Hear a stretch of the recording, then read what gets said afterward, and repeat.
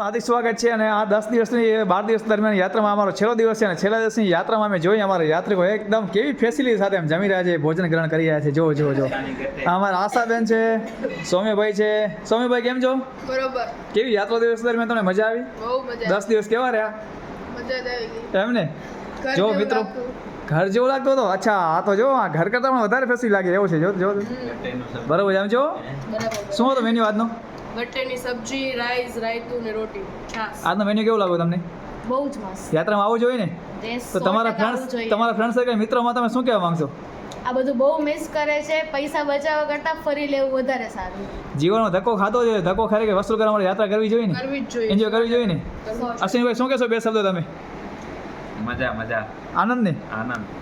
પૈસા ઘરે વાપરે જઈને બહુ યાદ આવશે આ બધા દિવસો. 10-12 દિવસ અમારા એટલા ગોલ્ડન ડેઝ રહ્યા છે.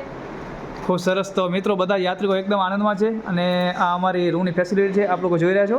બારે કિચન છે ને રૂમની અંદર બધા વ્યવસ્થા પ્રમાણે જમી રહ્યા છે.